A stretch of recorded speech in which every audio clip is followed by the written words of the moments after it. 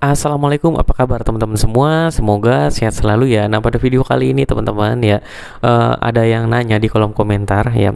Maaf Kak, di suhu berapa dikasih Proris? Kalau misalnya udah dikasih obat sirup tapi belum juga turun, bisa langsung dikasih Proris, jedanya berapa lama?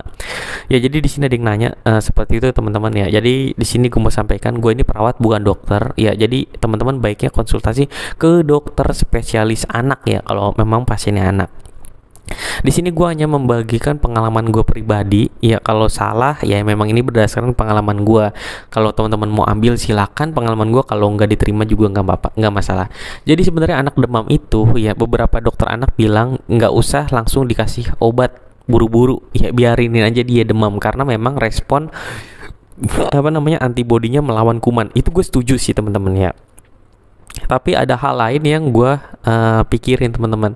Ya karena gue juga punya anak dan anakku juga sempat kejang teman-teman, dan itu bikin gue parno teman-teman ya. Jadi tuh kalau suhu udah 38 itu gue pasti kasih sirup. Ya gue pasti kasih paracetamol. Ya sirup paracetamol, tempra, ya apapun itu, Sanmol ya teman-teman ya. Jadi gue kasih sirup tersebut.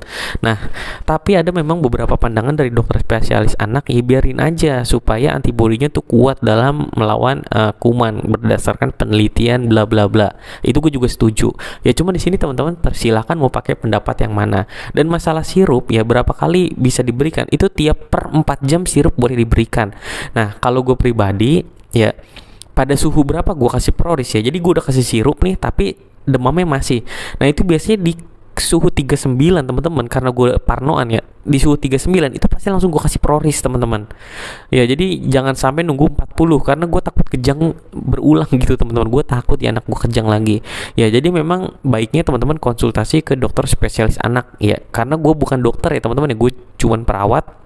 Gue hanya perawat yang berbagi informasi berdasarkan pengalaman gue gitu. Karena kebetulan gue juga punya anak, jadi gue di sini hanya sekedar sharing. Ya, menurut beberapa dokter memang kejang itu tidak menimbulkan efek ya. Kejang demam pada anak itu tidak menimbulkan efek gitu. Ya cuman kalau gue pribadi ya gue balik lagi ya teman-teman ya. Jadi gue 39 sampai 39,5 yaitu gua kasih lagi tuh gua kasih Proris kalau sirupnya tuh nggak mempan. Ya misalkan 38 gua kasih sirup nih, 4 jam kemudian masih panas, bahkan panasnya tuh tambah naik. Nah pasti di suhu 39,5 itu gua masukin lagi ya si Proris tersebut. Ya jadi pada suhu berapa? Pada suhu 39 ya itu gue kasih Proris. Tapi kalau 38 kasih sirup bagus lagi turun, ya gue kasih sirup terus, gue nggak pakai Proris.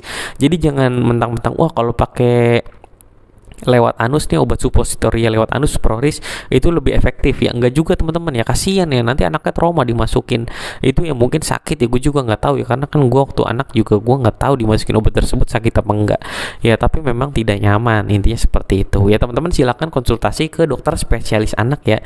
Ya pokoknya kalau dapat informasi apapun dari sosial media teman-teman harus benar-benar saring ya, jangan sampai salah ambil keputusan gitu. Dan semoga teman-teman selalu dapat informasi dari orang yang tepat. Sekian videonya kali ini dari gua. Sampai ketemu lagi di video selanjutnya. Wassalamualaikum warahmatullahi wabarakatuh.